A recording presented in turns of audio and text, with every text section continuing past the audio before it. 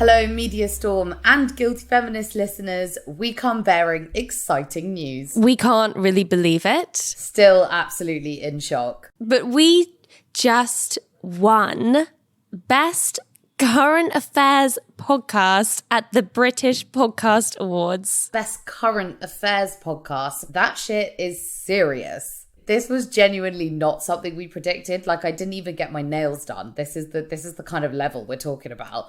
Plus, we were shortlisted with absolute giants of the industry. The Economist, The Guardian, BBC Radio 4, Politico, Tortoise. When they went, and the winner is Media Storm, the reaction is quite hilarious. We'll share that video. We will. Honestly, it was like someone had just given us an Oscar. Personally, I think a British Podcast Award is better than an Oscar. I do. I'm prouder of Best Current Affairs Podcast Award than of anything I've ever been in my life. Same. So now we have to tell you the story about how Matilda collapsed in front of Idris Elba. Do we though? Yes, we do. We very much do. Truly, it was absolutely bizarre. We came off stage having given our speech, which we hadn't really written because, like we said, we didn't really expect to be up there. Weren't going to win. So we come off stage and we find ourselves face to face with Idris and Sabrina Elba. Sorry, who? Literally, Idris Elba goes, "Congratulations," and I just look at him and I go, "What?" And then I look around and you're on the floor. Yeah. It was just the only place I could be in that moment. My face was about an inch off the grass and I was just looking at the grass thinking, what just happened? And was that Idris Elba? Like, as an afterthought, like, who was that bloke? He looks kind of like Idris Elba, but that would be ridiculous. So you were on the floor because of the award win rather than because of dreamy Idris Elba? Yeah, it was only when I was already on the floor that my brain started clocking that man was Idris Elba. Then I had to pull Matilda up off the floor so we could go and be interviewed. We were holding hands throughout the whole interview. It was pretty adorable. John Sopel was looking at us like, what is wrong with these millennials? John Sopel, for those of you who don't know, big ex-BBC dog. He corresponded throughout the whole Trump episode. Remember that? And he was giving out our award. But we wanted to share this news with you because, well, I mean, partly because we can't contain ourselves, but also because it's just so incredibly heartening to see that there is actually an appetite for what we're trying to do here, to shift the balance in the mainstream media and to put minority groups at the centre of their stories. And we owe this to you, all of our listeners, anyone who has ever heard or shared or talked about one of our investigations. There is a movement striving for values-based journalism and a change at the heart of our media, and it's actually making traction. Stay tuned and you'll hear a little bit more about that movement.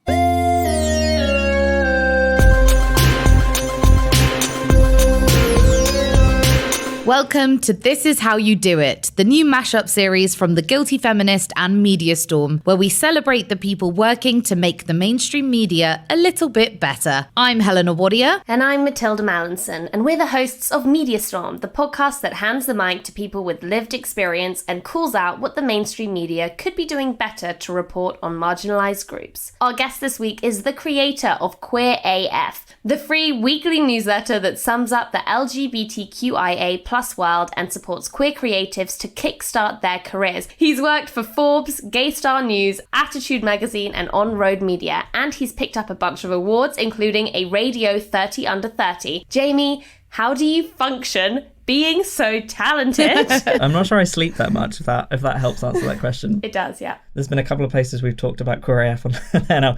One of them was on the BBC, and they wouldn't say the brand name because they was worried about it being a swear word. For them, we're queer and fabulous. That is amazing. If you need to be safe, we're also as queer as flamingos. The queerest of them all. That is the queerest bird, right? Yeah, absolutely. If anyone listening can think of a queerer bird than a flamingo, please let us know. Do write in, but you're not going to find one. Oh, sorry, that's not. We don't need to go down that rabbit hole. Jamie, you're tuning in this week from Cornwall, which means you can't physically join us for some weekday wine and snacks. Have you got a current tipple with you? I have some cherries and berries squash in a Toy Story cup next to me, which is very cool. And so that's my tipple for the afternoon. Ooh, where did you get the Toy Story cup? Oh gosh, I'm not sure. I feel like a supermarket. Disappointing. That was really not what I expected you were going to say. Cherries and berries in a Toy Story cup. Hey, we've all got our levels of coolness, and that's where mine is at. Oh man. Well, while Jamie's thinking of a better origin story for his Toy Story cup, we should probably talk about what we're here to talk about, which is Queer AF. And we love it because its goal is very similar to MediaStorm in terms of promoting lived experience and getting that representation into the mainstream media. Kick us off by telling us what Queer AF is and what it does. We are a independent platform. We're ad-free.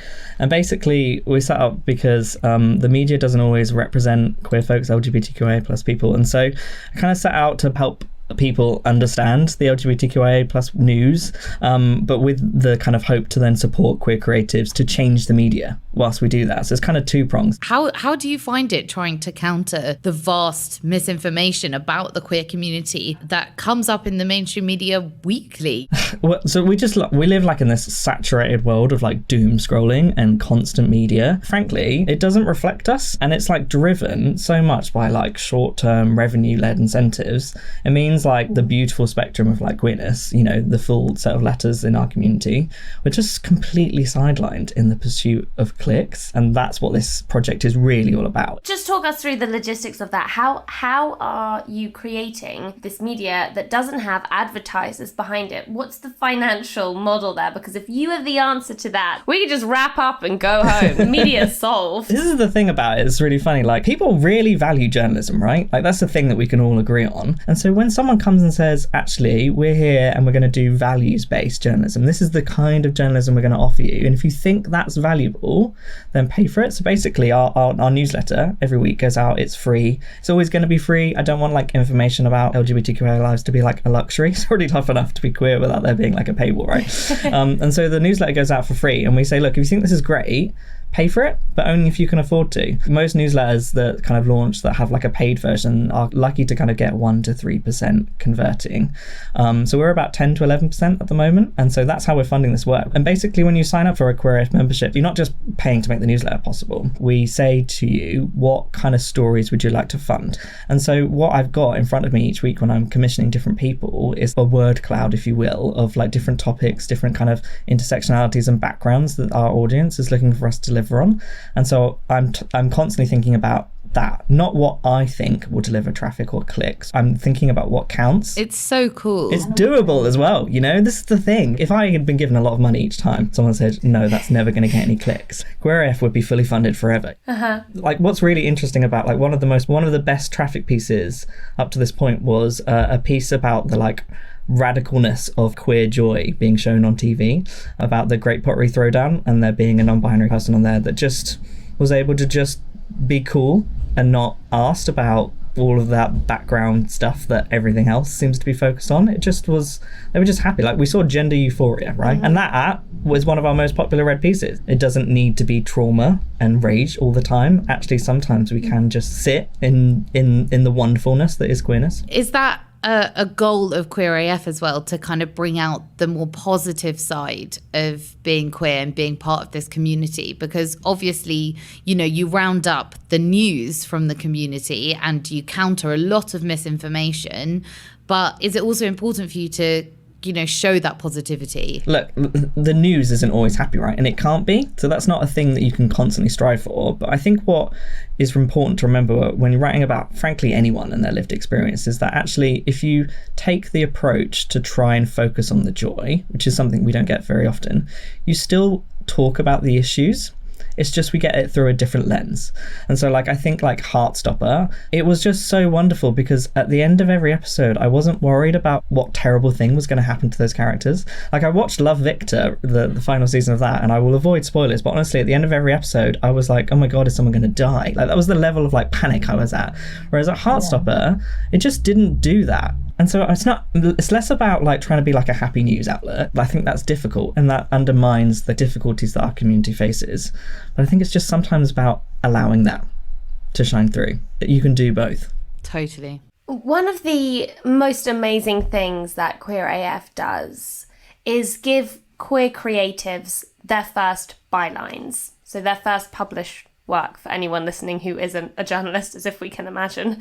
Could you share any stories about people who you've given their first byline to with Queer AF and how that has elevated them? I think the best examples for our work is from our podcast. So we started as a podcast about 7 years ago because an editor at the time told me to stop pitching gay stories, which is in quote marks, because there was no quote marks money or audience in them.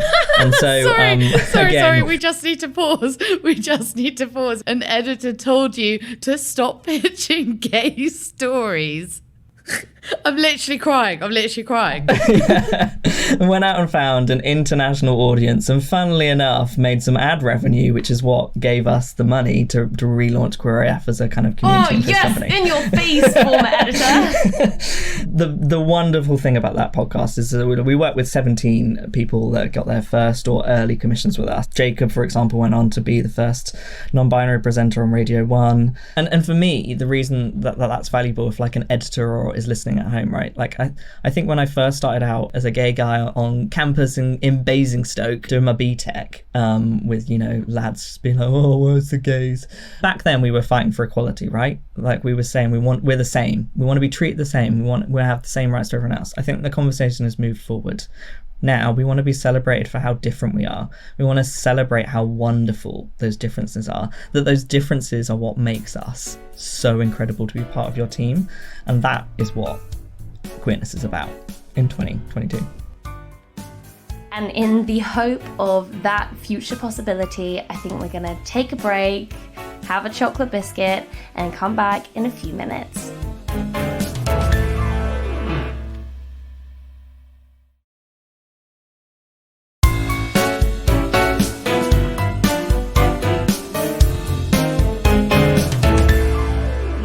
Welcome back to This Is How You Do It. It's genie time. Before my eyes, Helena is transforming into a glorious genie. Not that much for transformation because that pretty much describes Helena on a day-to-day basis. Aww. Love ya.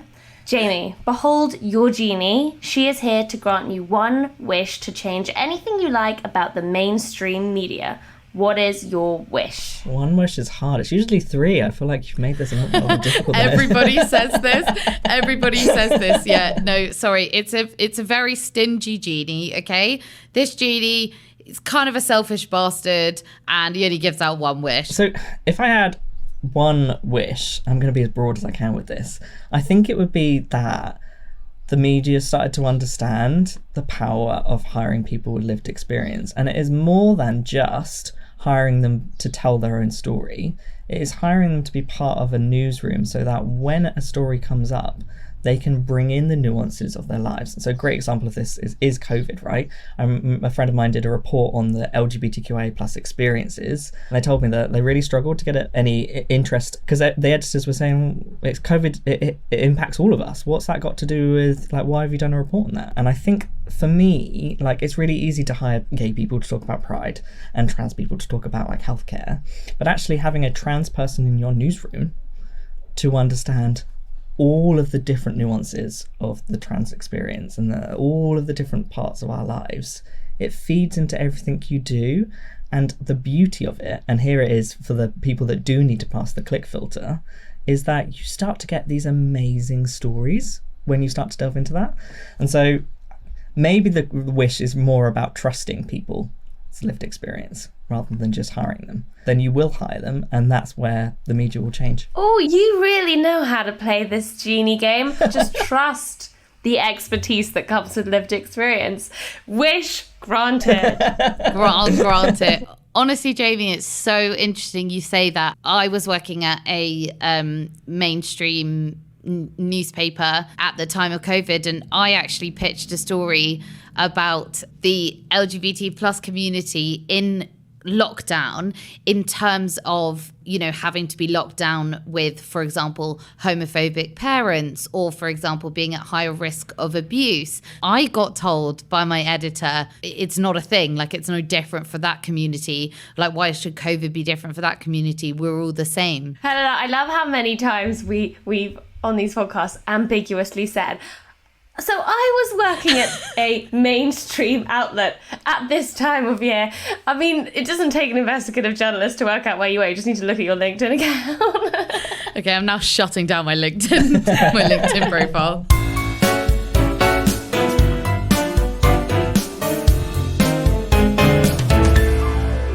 Well, speaking about how the news media report on queer issues, a couple of weeks ago we had Trans Pride in London. Now, estimates are about 20 to 30,000 people marched through central London, but you'd be forgiven for not knowing that because the mainstream media didn't have a huge amount to say about it. Did that surprise you? It didn't surprise me. There was a fair amount of coverage in the end because Yasmin Finney, the Heartstopper actor and soon to be Doctor Who superstar, frankly, went and made a speech. And so that was picked up a couple of days later. And so the reason that everyone went with that angle in the end is because Trans Pride on its own was not enough to pass the click filter. It was certainly important enough to pass the journalism filter, but it didn't hit the click filter. And that's because at the moment, the click filter for trans issues is when they are divisive, when we're talking about them as a kind of quote unquote culture war, when it inspires that rage, when it taps into the like fear and the prejudices, the kind of moral panic that we saw in the 80s around gay people. That's the reason why we didn't hear about Trans Pride initially. We heard about Trans Pride a couple of days later because Yasmin Finney, who delivers all kinds of clicks because Heartstopper was this huge success, said something. It says so much about the issue behind why we didn't hear it in the first place. You know what does seem to be on the journalist agenda when it comes to reporting on Pride? I know this because I have reported on Pride in the past, and every year when that time of year comes around, my inbox is filled with PR emails from companies that want a bit of free press because they're doing some kind of funky Pride spin on their new product. I don't know if this is something you're feeling lately, that as the 50th anniversary of Pride comes around, is it becoming really so corporate? I get a lot of those emails as well. I've now got into a good habit of, in May and June when I get those, replying to them and saying, I write about LGBTQIA plus stuff all year around. And so if you're still interested in talking to me about your rainbow product, send me an email again in July. On the 1st of July, and then we can have a chat about it. It will be of no surprise to you, but I get very few emails on the 1st of July.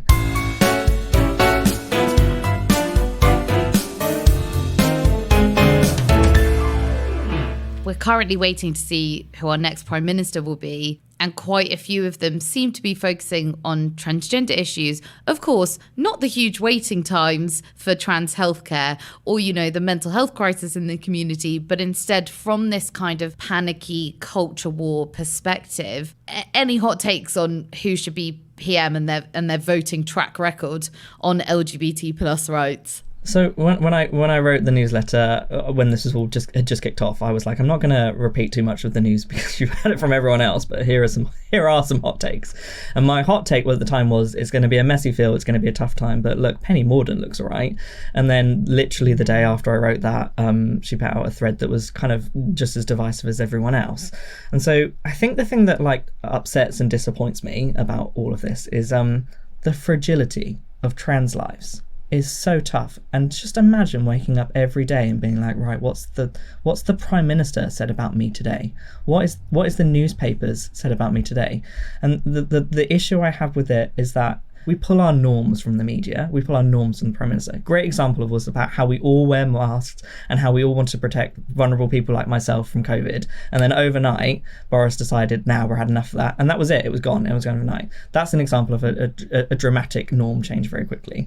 And in the media, when we get constant bombardment headlines that are anti-trans, whether aggressively so or moderately so, people at home, they absorb that and they start to internalize that. And in the same way that LGBT people grow up internalizing their shame in that world and then frankly, we will have to have constant therapy. Like dating is basically therapy. It's not like real dating. For people at home, they take that on board as well. And so this norm that they're creating, it starts to not just be a norm, it starts to become a narrative. And if it's a narrative for too long, it becomes a deeper narrative.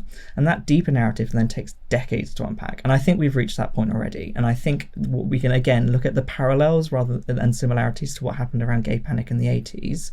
It's happened again, and it's going to take 40 years to get us to a point where we're now talking about gay stuff. You're right. We do feed those messages, such a targeted attack on 1% of the population. And I think that, it's interesting, the majority of the public, quite frankly, don't really care. The majority of the public is more like live and let live. And trans people are just trying to live in peace. And what are we doing? In the media, we're very good at the us v them narrative. Life is way more complicated than that. It's way more nuanced. There's always a bunch of grey in the middle. There's never someone that is completely one-sided. This is the thing that those headlines are searching for. They're searching for the one-sided click. And that is just to serve advertisers, and that is to go into the pockets of a very, very, very small, we're talking about 3 or 4 people that own most of the media in the UK, have an agenda. But it's really interesting because young people are starting to recognise that, and they're well read, and they know that. I actually have a lot of hope because despite constant bombardment, people do have compassion for trans people, and there isn't as much hate out there as they're betting on. And so to bring you back to how are the Tories going question, I think they're betting on the wrong thing.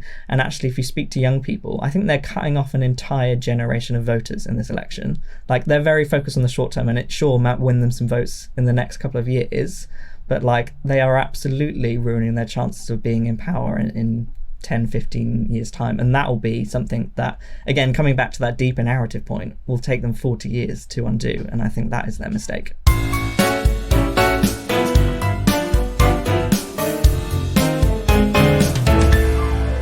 Jamie Wareham, thank you so much for joining us on This Is How You Do It. Where can people follow you, and do you have anything to plug? Absolutely. Our newsletter helps you understand all of this that I've been banging on about. It's like a TLDR for the queer news, right? So wearequeeraf.com/subscribe. Give it a try, right? You can unsubscribe anytime. So why not? If you're less of a reader, we've got the podcast. Our Instagram also has very colourful versions of our stories. So if you just want to swipe through them quickly, that's another place that you can find us. And same, We Are Queer AF everywhere. And you are?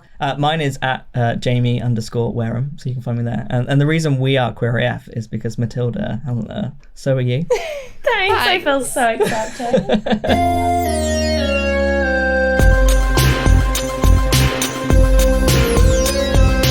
Lovely listeners, make sure you catch the latest Guilty Feminist episode, which was recorded live from Cardiff, with special guests including Melin Edonwanyi, Talk to Coco, and music from Jess Robinson, all presented by Deborah Francis-White and Sophie Duca. On next week's Media Storm, we'll be talking about masculinity and body image, with an investigation into disordered eating in men and why men may take longer to seek help than women.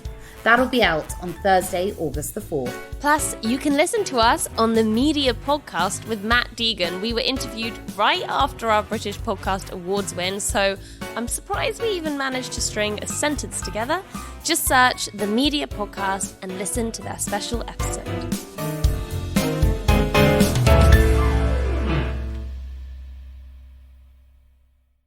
To get us to a point where we're now talking about gay stuff. You're right. We do feed those messages, such a targeted attack on 1% of the population. And I think that, it's interesting, the majority of the public, quite frankly, don't really care. The majority of the public is more like live and let live. And trans people are just trying to live in peace. And what are we doing? In the media, we're very good at the us v them narrative. Life is way more complicated than that. It's way more nuanced. There's always a bunch of grey in the middle. There's never someone that is completely one-sided. This is the thing that those headlines are searching for. They're searching for the one-sided click. And that is just to serve advertisers, and that is to go into the pockets of a very, very, very small, we're talking about 3 or 4 people that own most of the media in the UK, have an agenda. But it's really interesting because young people are starting to recognise that, and they're well read, and they know that. I actually have a lot of hope because despite constant bombardment, people do have compassion for trans people, and there isn't as much hate out there as they're betting on. And so to bring you back to how are the Tories going question, I think they're betting on the wrong thing. And actually, if you speak to young people, I think they're cutting off an entire generation of voters in this election. Like, they're very focused on the short term, and it sure might win them some votes in the next couple of years, but like, they are absolutely ruining their chances of being in power in 10, 15 years time. And that will be something that, again, coming back to that deeper narrative point, will take them 40 years to undo. And I think that is their mistake.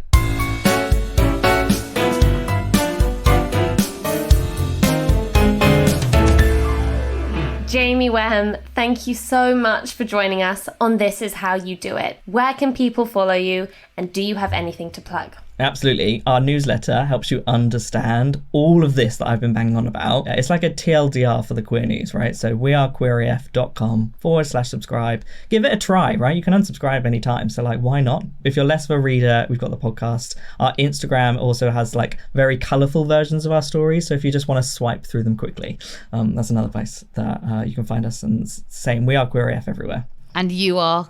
Mine is at Jamie_Wareham, so you can find me there. And the reason We Are Queer AF is because Matilda, so are you. Thanks, I feel so accepted.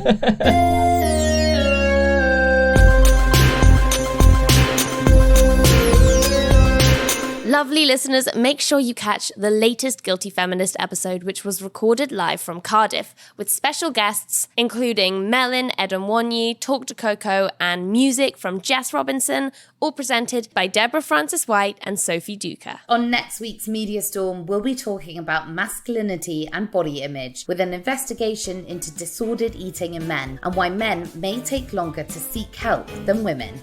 That'll be out on Thursday, August the 4th. Plus, you can listen to us on the Media Podcast with Matt Deegan. We were interviewed right after our British Podcast Awards win, so I'm surprised we even managed to string a sentence together.